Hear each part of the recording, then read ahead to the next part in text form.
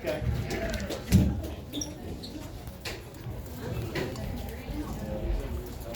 Well, it was I think a game that everybody expected.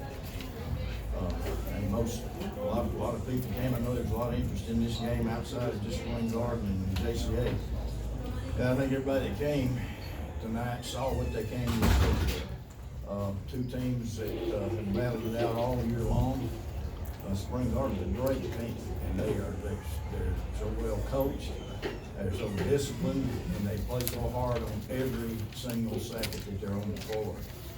It's extremely hard to beat. If you beat Spring Garden, you know that you have done something worth doing. So that's, I guess that's my opening statements, and go from there. Eli, have you ever had a bigger shot in your life? Not even close. That was insane. Like the craziest things about it is I didn't hit anything all game except for layups and free throws. But when that shot left my hand, I was like, that might go in. And I saw it go in. That was the most shocked I've ever been in my life. What do you guys think about it? Go ahead, players. It was wild. I was like directly beside him. I looked when he shot. I was like, hold on. Then I just like looked and just went through. My jaw just dropped. I just dropped. I was like, I said. Tommy, what do you think? Well, I'm going to tell you exactly what I thought. Nobody's going to believe this, but I envisioned last night, you call it a dream, what are you going to do, of Eli making a last-second shot to win the ball game. And it was a long shot, and it was almost exactly like that. When he had the ball right there, I was going to call a timeout, but that was on my mind. Instead of calling a timeout, I just wanted him to let it go. I really felt like he was going in when he let it go. And it did. Of all the players, why do you think it would have been him? I don't know. Eli's played really hard, and he's worked hard. He's been the most unselfish player we've had all year long. And good things happen when you do the right thing. I think he's done the right thing all year long to help hold the team together through the ups and downs, and I just think that it's one of those things that I really think the Lord was involved here. Not that he cares who wins, I don't think, but I think he was involved in that. Brady, I felt like was the difference in the ball game tonight. I know we talked about Chase as so dominant inside. I really felt like Brady was the difference in the ball game tonight. His play from beginning to the end was so good. Eli, given what you went through the other night, having to guard Tommy Murr, just to have this moment coming out of the tournament, just can you kind of sum up the emotions that come with that? It was an amazing feeling. I mean, we came into the tournament wanting to win, and that was our goal. But it happened. It's a whole different story. I didn't know how it felt, and it feels a whole lot better than I even thought it would. Tom, the charge down there, I think it was Kobe that moved over. Right. And just how big was that? Oh, it was huge. It was, that was the thing that had to be done. In the timeout, we'll just talk about that. You got to play better defense right now than you've ever played in your life. And actually, I think Kobe did. Kobe had gotten beat several times tonight. He didn't on that part. He was right where he was supposed to be. Huge. Tommy, can you just, all the years you've been doing this, can you just kind of speak to the emotions and what this means to the program to be going to Birmingham? You're trying to make it hard on me, aren't you? I've had a time with emotions already there.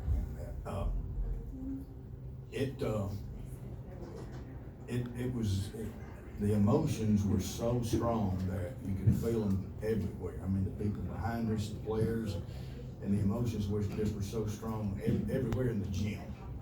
And when that shot went in, I don't know if I can explain that. I didn't know. One of the first things I thought after I got myself settled was I'm not sure I can speak in a press conference, but they were running wild. And when you win a game like that, it's one of those things you'll never forget. These guys will never forget that. And I have been doing this a long time, but I don't know if we've ever won one in that fashion before, like that. So that's great. I mean, in a tournament game. You said the other day that you thought that y'all knew each other so well that it would be someone unexpected that would make the difference. Is that Brady's role today? And actually, Coach Austin's the one that said that. And when he said that, I thought right then that he's exactly right. Somebody's gonna have to step up there. I knew Brady was capable.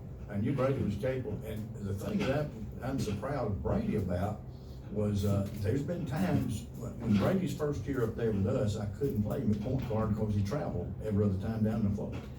And we worked on that, and he's come from there up to where he's handled this tight pressure and made some really big shots. But it was not just the shots, the big shots. He went after the ball extremely hard tonight. It came up with some loose balls and rebounds that were really, really important.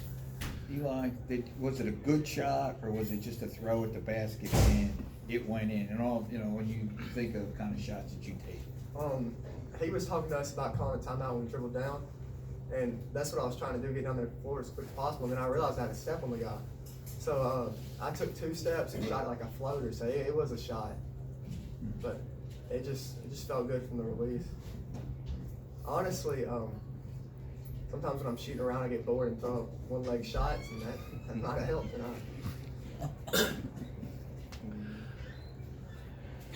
When you're looking back this season, especially against those matchups with Spring Garden, I mean, the way that you guys split during the regular season, Spring Garden got that close win in the area tournament, and now this opportunity that you guys got tonight to get a big win.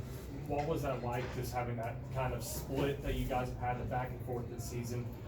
Is it a path that you would have replaced with anything else, or is that exactly how this story should have meant to go? Now that it's so, I can say this is exactly how it should go. I wouldn't have said that before the game, I guarantee you. But looking back on it, it's one of those seasons you always remember. And the 2 games that we played them at their place that they beat us, the one we played at our place that we won. After those 3 games, we knew what everybody could do. They knew what everybody we had could do. They were playing our people to their strength. Every one of them, they were playing to their strength. Kobe Messer is a really good shooter, but they've watched him so much. They know exactly when he's coming up with the ball. I don't know if you noticed that or not, but they've worked on when he's coming up with the ball. They're already reaching in. They know every move he's gonna make. So it was like Joe just asked about that statement that was made. It had to be, somebody had to step up. Somebody had to step up that was not gonna be Chase, that was not gonna be Kobe. Somebody had to step up, and Brady did. Chase, y'all started out really fast in the first quarter. Was there a difference in what was going on after that and the way they played on defense in the first quarter, or did the shots just stop dropping? Not you particularly, but for everybody. I knew we had to come out strong and we had to play really fast from the start, because last time we played them, they was up by 20 at the end of the first quarter. So, yeah, we just had to play hard from the start.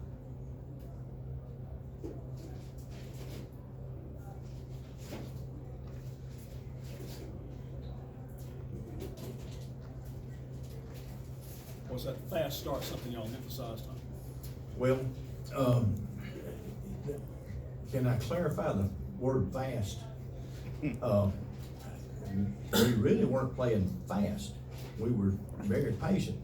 But the fast that we're talking about is us getting ahead of them like we did. And, when we played them up there, they jumped on us 28-8 at the end of the first quarter. We knew that we needed to be the ones that went ahead early. That did make a difference in tonight's game. And we were up by 11 when we lost our discipline. We quit doing what were doing to get that 11-point lead. And we went through that little 3 or 4 minute phase right there where we were throwing the ball all over the court, taking 3-point shots that shouldn't have been taken, and let them tie the ball, come back within a point, tying the ball game up early. We did emphasize that, Joe, we did emphasize the fact that we can't get behind like we did up there. We need to be the one that goes ahead. And that part worked out.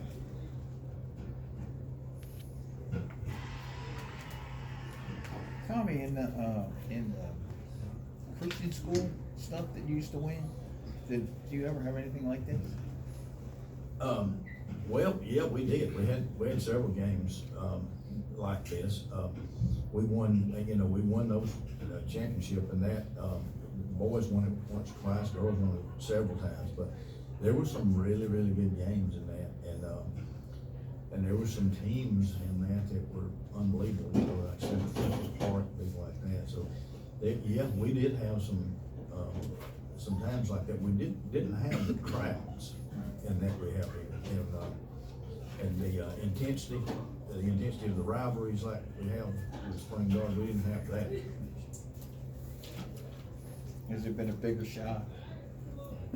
Has there been a bigger shot in your program, whether it be in the public school league or whether it be in the Christian school league, that was as big as the one that he made? If I don't say this, I'm gonna be in trouble. We're playing Jefferson Christian in the sub-region game at home and with the girls. Katie lets a three-pointer go on the buzzer that goes in. We were behind by one at the time, and she made that shot. It's very similar to what happened here, except she didn't bring the ball all the way down the court. So this, with the boys, that's the biggest shot we've ever had in a situation like this with the boys. And you started the program, so it's what, 30 years? How long you? I've been there 32 years.